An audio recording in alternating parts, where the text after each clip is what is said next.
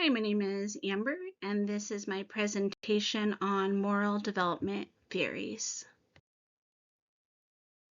The fictional classroom is a fifth grade classroom in a public school that is in an urban area. There are 30 students total in the class. There are 18 girls and 12 boys. The classroom includes a diverse population. About half of the class have lived in the community for several years or more and speak English as their first language. There are also a couple students who speak English fluently but learned another language as their native language or learned both languages simultaneously. The classroom also includes students from Hispanic, Indian, Chinese, African, and Swedish backgrounds whose families migrated after the students were born. A few of the students who immigrated to the United States have limited English proficiency and require additional support within the classroom. The diverse population has resulted in a classroom environment that is linguistically diverse with varied communication styles.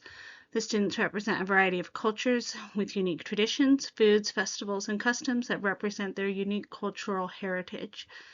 The students also have a variety of unique interests, family dynamics, socioeconomic backgrounds, curriculum interests, and learning styles. The students demonstrate a variety of behaviors in the classroom. These behaviors could be seen as both positive and negative. The students generally demonstrate positive behaviors, but there are some negative behaviors that are occasionally seen and have become problematic. Positive behaviors include students engage in active participation, use respectful communication, show respect for diversity, demonstrate responsibility, demonstrate creativity, show resilience, demonstrate honesty and accountability, and are eager to learn. For the negative behaviors, some students engage in disruptive behavior. Students occasionally lack empathy for peers, are sometimes inattentive, occasionally have conflict they cannot resolve independently, and are occasionally defiant. I'm going to discuss two theories of moral development today. The first theory was proposed by Elliott Terrell. He is a psychologist and chairman and professor at the University of California's Berkeley School of Education. He was a student of Lawrence Kohlberg, who had his own theory of moral development, and Kohlberg influenced Terrell to develop his own theory, known as the moral domain theory. The second theory proposed by American psychologist Albert Bandura is his social learning theory. He believed that humans actively process information and that they think about the relationship between their behavior and its consequences. His theory of social learning applies to moral development just as it applies to cognitive development. Elliott Terrell's moral development theory explores how individuals distinguish moral, social, conventional, and personal domains of social understanding. Terrell was a developmental psychologist and focused on the ways in which people make judgments about right and wrong, fairness, and justice. He emphasized that moral development was a complex and ongoing process influenced by social interactions and cultural contexts. He believed that social knowledge could be categorized into three different domains: the moral domain, the social conventional domain, and the personal domain. His theory was based on the belief that individuals could differentiate between the three domains and apply different types of reasoning to each. For example, a person could recognize that breaking a moral rule, such as hitting someone, was more serious than violating a social norm or rule, such as wearing pajamas to school. Terrell argued that moral development was not a linear process. Instead, it is a dynamic process where individuals continuously integrate new information and experiences into their existing systems of understanding. While the distinction between moral, social, conventional, and personal domains is universal, the content of what is considered moral or conventional can vary significantly across cultures. The three domains identified by Terrell are the moral domain, and that deals with issues of justice, rights, and welfare. Moral rules are seen as universal and obligatory.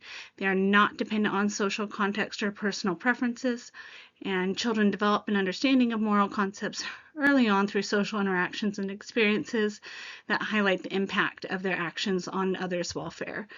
An example for this would be concepts such as not harming others, fairness, and equality. The social conventional domain are rules that are context dependent and are established by social groups to ensure smooth social functioning. These rules are arbitrary but necessary for maintaining order and cohesion within a society. Understanding of social conventions develops through exposure to social norms and rules, which are taught by authority figures and reinforced by cultural practices. Examples would be dress codes, table manners, rules specific to social institutions such as rules in school or rules in church. The personal domain involves matters of personal choice and autonomy. Decisions in this domain are based on individual preferences and are not subject to moral or conventional regulation. Personal domain judgments are influenced by an individual's need for autonomy and personal expression, and they develop as individuals negotiate their place within social structures. Examples would be choices about friends, hobbies, and personal style.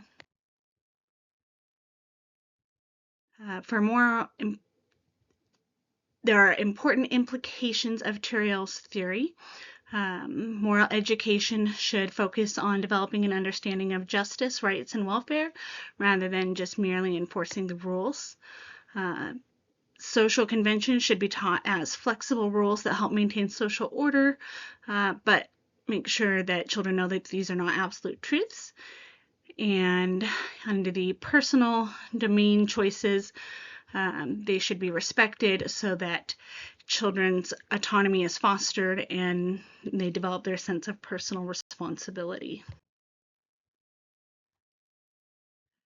Bandura social learning theory is a lot different than Elliott Tyrrell's in many ways, and of course they share some similarities. Bandura approached moral development by focusing on the interplay between cognitive, behavioral, and environmental influences. His theory emphasized the role of observational learning, imitation, and modeling in acquiring behaviors. It's an extension of social learning that includes the effects of cognitive processes like conceptions, judgments, and motivations on an individual's behavior and on the environment that influences them. People actively influence their learning by interpreting the outcomes of their actions, and this in turn affects their environments and personal factors, which then informs and alters their subsequent behavior. Behavior is learned through experience, observation, and imitation, and there are 5 constructs that Bandura identified as part of his theory. In looking at Bandura's learning theory, again, it includes behavior, environmental factors, and personal factors, and he proposed 5 essential steps for learning to take place. Observation, this is the key to learning. After observing certain behaviors, individuals perform mental processes that allow them to imitate what they've seen. Observation does not always guarantee a behavior will be learned, so Bandura added the 4 other processes. Attention, a learner must pay attention to learn. Being focused on a task becomes the first step for being able to retain information and acquire knowledge. Retention refers to how well the behavior is remembered. A good memory of the behavior that is trying to be imitated is needed so that it can be referred to. And reproduction. After observing, paying attention, and remembering the task, should be able to perform it ourselves. However, following these steps does not always guarantee correct reproduction of behavior because other factors may influence performance. These could be physical factors or other factors. Motivation, this is one of the most important principles of social learning theory, and that is that a person will not reproduce a behavior unless they have a will to do so. Reinforcement and punishment play a critical role in creating motivation. So this model here in the middle is a common social learning theory model. You'll notice it looks very much like the 5 principles of Bandura's social learning theory, with the exception being instead of starting with observation, this one starts with attention. That is because observation is seen as a method of attention, or observation is seen as the main behavior, and then in the social learning theory, these 4 additional steps are associated just slightly differently. Looking at the 5 constructs. The goal of social cognition theory is to explain how people regulate their behavior through control and reinforcement to achieve a goal-directed behavior that can be maintained over time. Bandura developed 5 constructs to explain this. Reciprocal determinism refers to the dynamic and reciprocal interaction of people with a set of learned experiences, the environment, external social context, and behavior in response to stimuli to achieve goals. An example of this would be a student who believes they have the ability to succeed on a test, which is self-efficacy, is more likely to put forward the effort needed to study, which is the behavior. If they don't believe they can pass the test, they are less likely to study. As a result, their beliefs about their abilities or their self-efficacy will be affirmed or disconfirmed by their actual performance on the exam, which is their outcome. This in turn affects their future beliefs and behavior. If they pass the exam, they're likely to believe that they can do well on future exams and put the effort in to study. And if they fail, they may doubt their abilities and be unwilling to study. Behavioral capability refers to a person's ability to perform a behavior by means of using their own knowledge and skills. In order to carry out any behavior, a person must know what to do and how to do it. People learn from the consequences of their behavior, further affecting the environment in which they live. Reinforcements refer to internal or external responses to a person's behavior that affect the likelihood of continuing or discontinuing the behavior. These reinforcements can be self-initiated or in one's environment, either positive or negative. Positive reinforcements increase the likelihood of a behavior being repeated, and negative reinforcers decrease the likelihood of it being repeated. Reinforcements can also be direct or indirect. Direct reinforcements are an immediate consequence of a behavior that affects its likelihood, such as getting a paycheck when you work. An indirect reinforcement is a non-immediate consequence of behavior, but would still affect its likelihood in the future. This would be an example such as like studying hard in school to get good grades. Expectations refers to the anticipated consequence a person has of their behavior. As people anticipate the consequences of their actions before engaging in a behavior, these expectations can influence whether or not someone completes the behavior successfully. Expectations largely come from a person's previous experiences. Regardless or nonetheless, expectancies also focus on the value that is placed on the outcome, something that is subjective from individual to individual.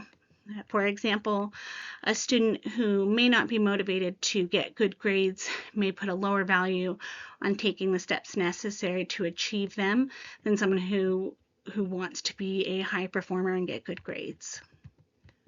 Self-efficacy refers to the level of a person's confidence in their ability to successfully perform a behavior. Self-efficacy is influenced by a person's own capabilities as well as other individual and environmental factors. These factors are called barriers and facilitators, according to Bandura. Self-efficacy is often said to be task-specific, meaning that people can feel confident in their ability to perform one task but not another.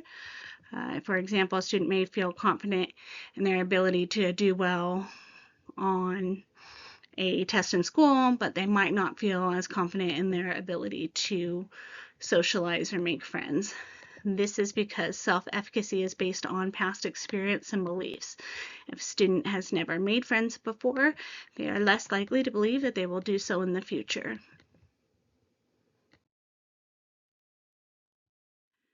Important concepts of his theory: observation, learning, and modeling. Children learn behaviors, including moral and ethical conduct by observing others. By observing the actions and consequences of others' behaviors, children form ideas about what behaviors are appropriate and acceptable. Significant individuals such as parents, teachers, peers, and heroes or famous people serve as role models for moral behavior, and children imitate behaviors of models they perceive as successful or admirable. The behavior of models can reinforce social norms and values. Moral disengagement is another important concept. Bandura identified several cognitive mechanisms that allow individuals to disengage from their moral standards to engage in unethical behavior without feeling distressed or uneasy. Understanding these mechanisms helps explain why people sometimes act against their moral beliefs. The moral development process. There is socialization, and in that, children learn moral values and behaviors from parents and peers through direct teaching, reinforcement, and observation. Television, movies, and other forms of media provide models of behavior that children can imitate. Cognitive processes. Individuals use cognitive processes to evaluate and make decisions about moral issues. Through socialization and cognitive development, individuals develop internal standards for judging right and wrong. And then behavioral regulation. Individuals regulate their own behavior through internal control mechanisms such as self-reward and self-punishment. Adhering to moral standards is maintained through self-regulatory processes that align behavior with personal and social norms. Important implications. Educators can serve as moral role models, demonstrating ethical behavior and reinforcing moral standards through their actions and interactions with students.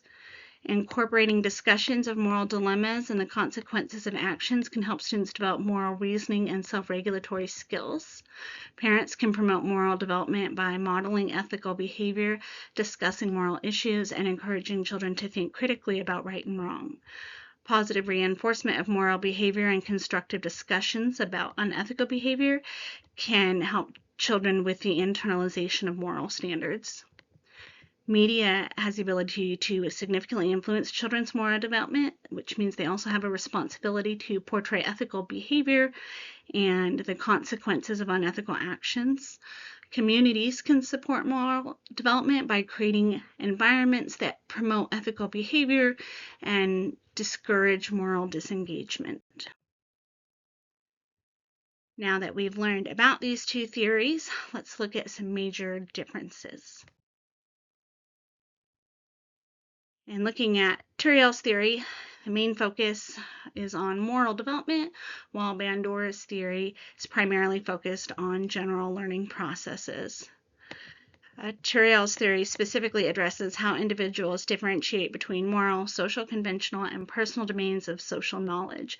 He categorizes social knowledge into the three domains: moral, social, conventional, and personal. And his theory emphasized that individuals use different types of reasoning for different types of social issues.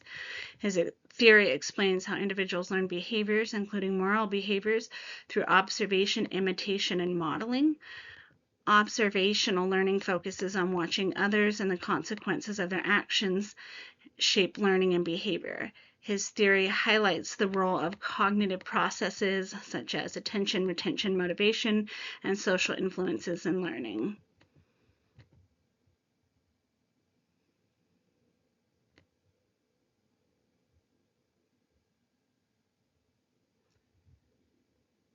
Let's see.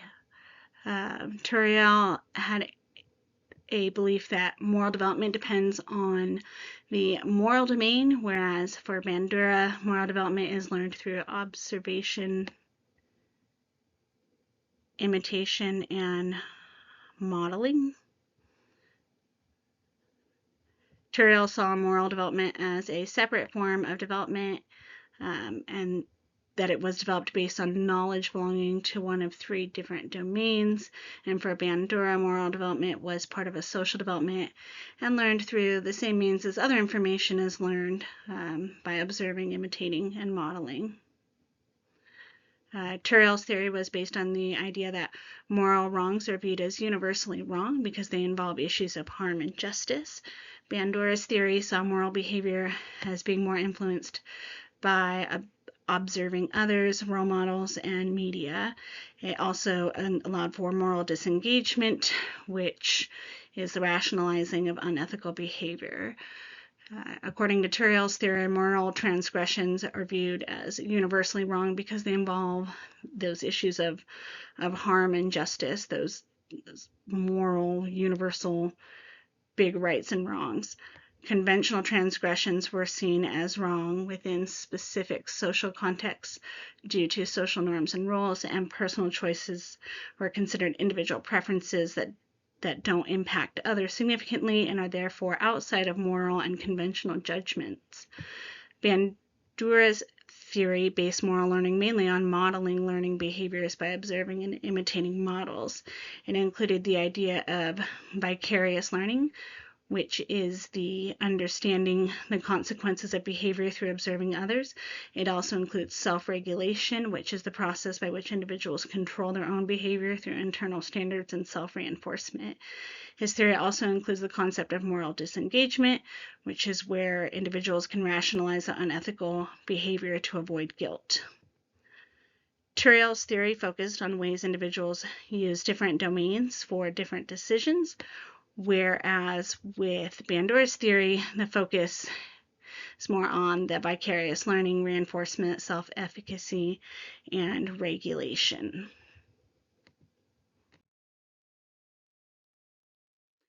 Now that we've discussed the theories, let's look at how they can be applied to a fictional classroom. In applying Turiel's theory, we would want to address the moral domain.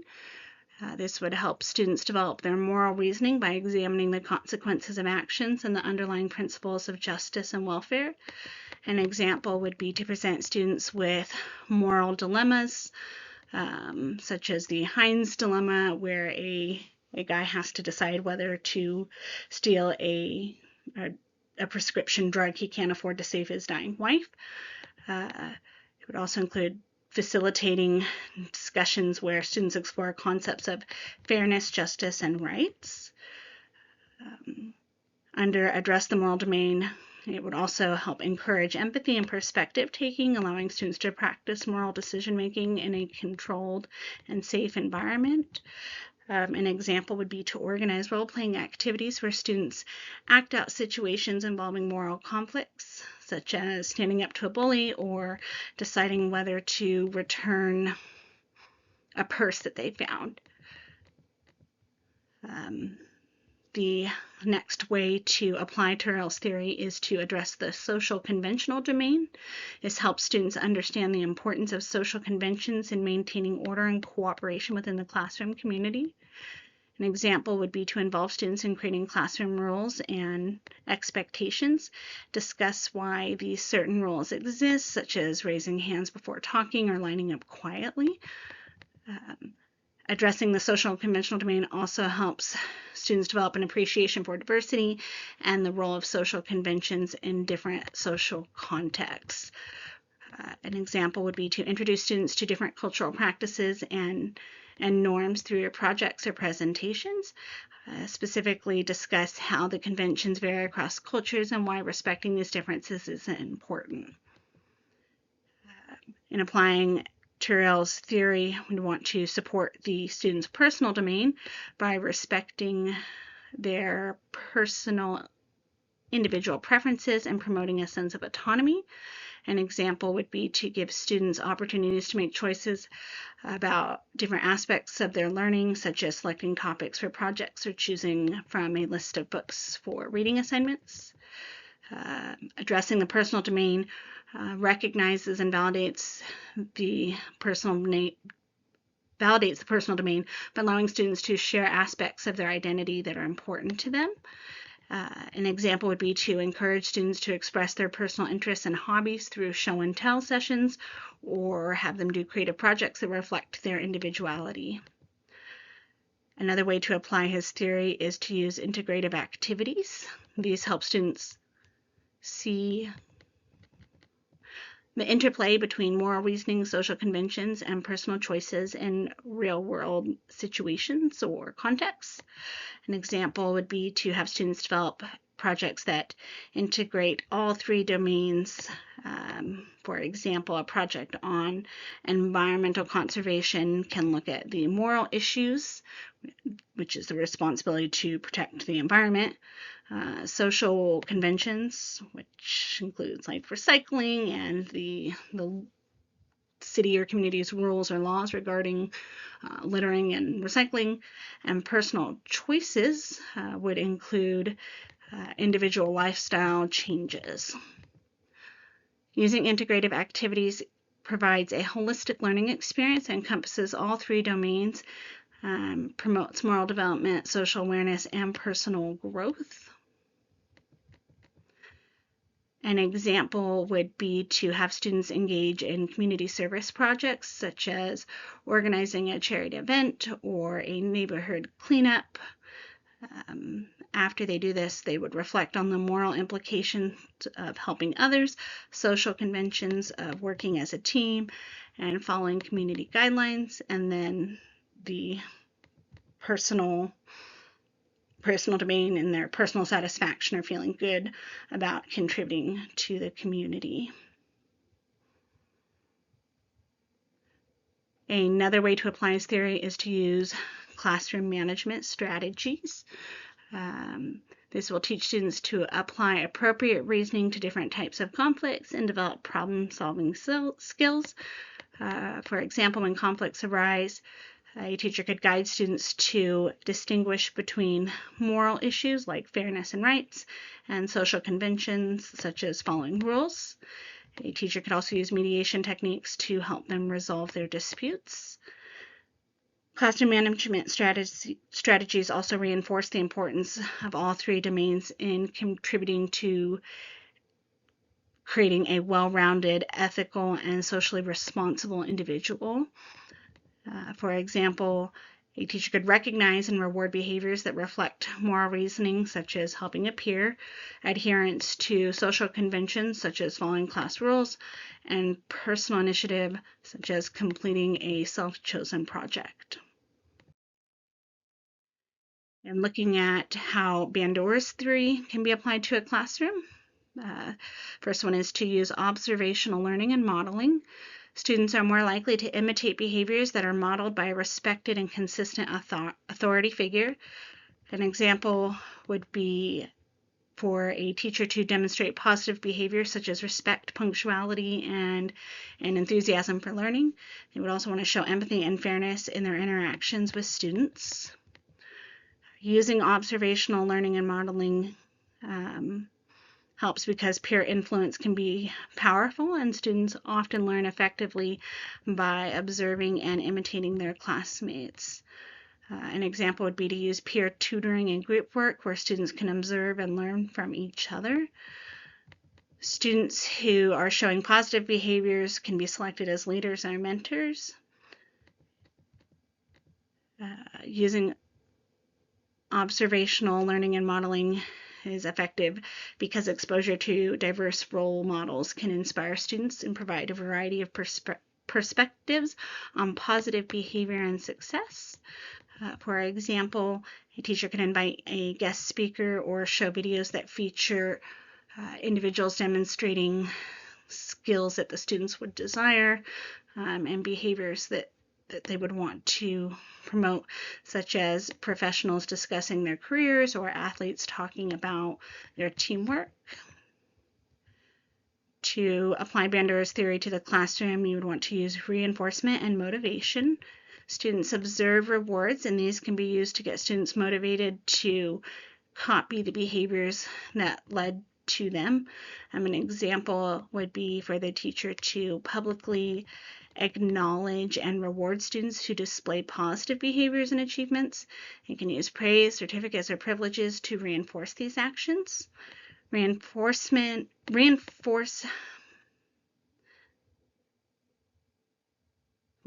positive behaviors through tangible rewards encourages all students to adopt similar behaviors. For example, implementing a system where students earn points or tokens for positive behavior, and those can then be exchanged for small rewards like extra recess or a small prize.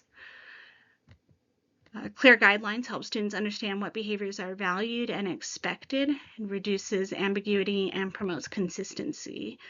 An example would be to clearly outline the behaviors and attitudes expected within the classroom. The teacher could use visual aids like charts or posters to remind students of these expectations. Another way to apply his theory to the classroom is to use cognitive processes and self-efficacy. Students who believe in their ability to succeed are more likely to engage in tasks and persist through challenges or tough times. For example, a teacher could provide tasks that are appropriately challenging and offer support and encouragement. They'd want to celebrate small successes to build students' confidence in their abilities. Cognitive processes and self-efficacy can also help because setting and achieving goals builds self-efficacy, and it motivates students to take ownership of their learning.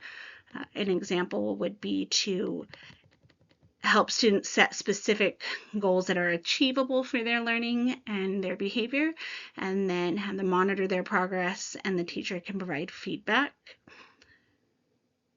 Using cognitive processes and self-efficacy is effective because developing self-regulation skills helps students take control of their behavior and their learning, and helps them develop their independence and a sense of responsibility.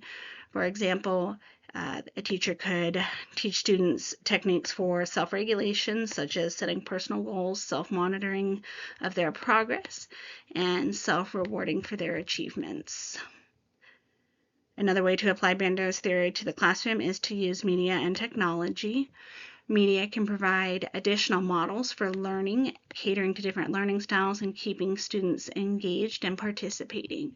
An example would be to integrate educational videos and interactive software that model the academic concepts and positive behaviors expected or being used.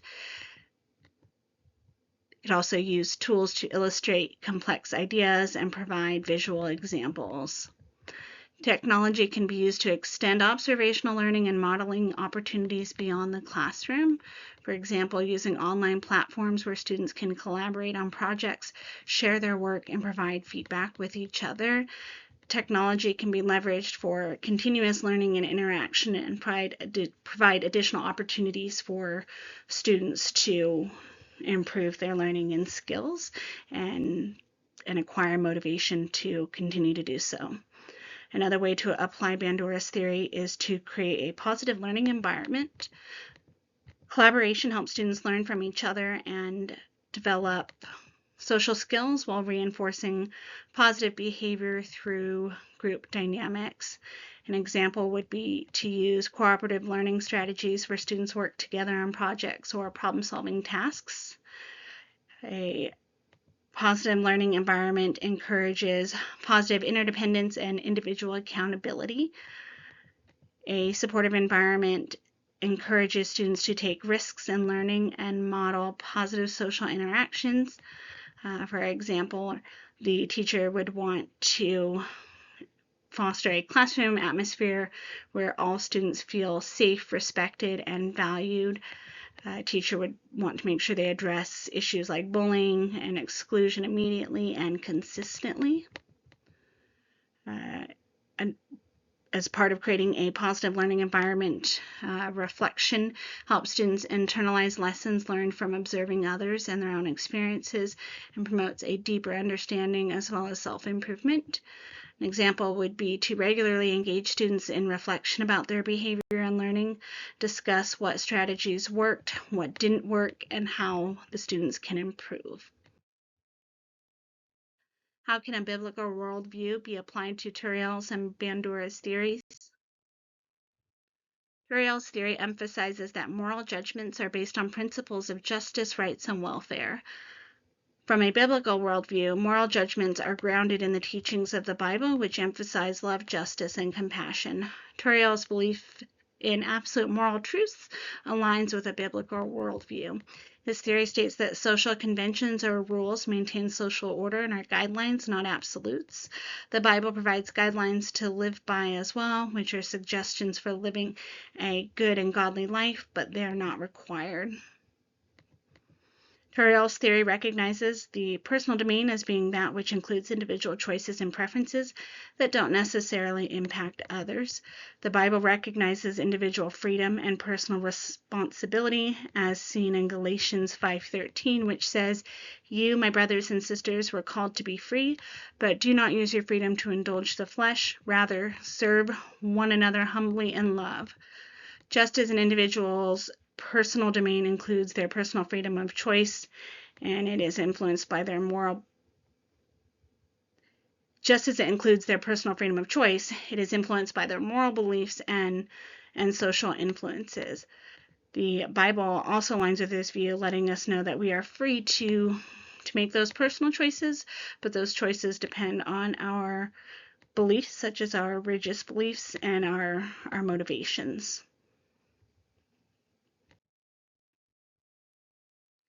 Albert Bandura's theory of moral development can be interpreted and aligned with a biblical worldview through themes such as imitation of moral role models, vicarious reinforcement, the role of social interactions, and personal responsibility.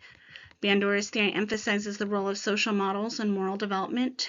With a biblical worldview, individuals may look to moral role models such as Jesus Christ or other figures from the Bible as models of virtuous behavior. Through observation and imitation of the actions of these figures, individuals can both learn and embody moral values such as love, compassion, and forgiveness. Bandura's theory also holds that individuals learn from observing the consequences of others vicariously. This concept aligns with a biblical worldview because the stories and parables from the Bible often illustrate the consequences of moral and immoral behavior. By using the stories from the Bible as examples, individuals vicariously experience the consequences of moral and immoral actions, and they learn important lessons about moral conduct. The importance of social interactions in shaping moral development was recognized in Bandura's theory and aligns with a biblical worldview because the Bible emphasizes the importance of relationships and communities in developing spiritual maturity and moral principles. In Proverbs 27:17, it emphasizes the importance of social interactions in ethical characteristics and moral development. And it says, "As iron sharpens iron, so one person sharpens another." Bandura's theory recognized the importance of individual agency and personal responsibility in moral development. A biblical worldview also emphasizes personal responsibility and accountability for one's actions. For example, Galatians 6:7 says, "Do not be deceived, God cannot be mocked. A man reaps what he sows." From a biblical worldview, moral development includes using discernment, making good decisions, and aligning one's life with God's moral standards.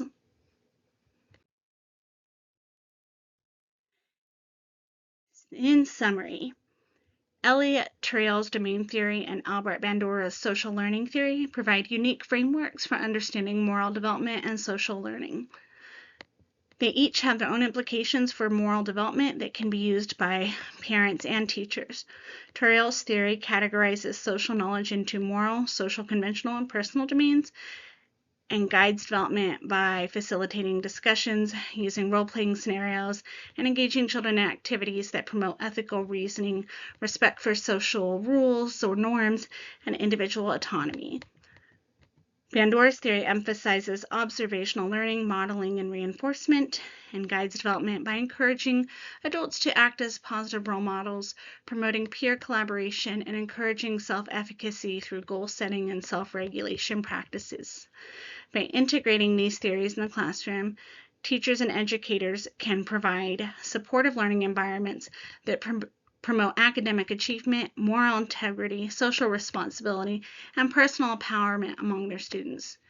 Using a comprehensive approach not only enriches classroom experiences, but also gives students the essential skills and values necessary for their future success in the world.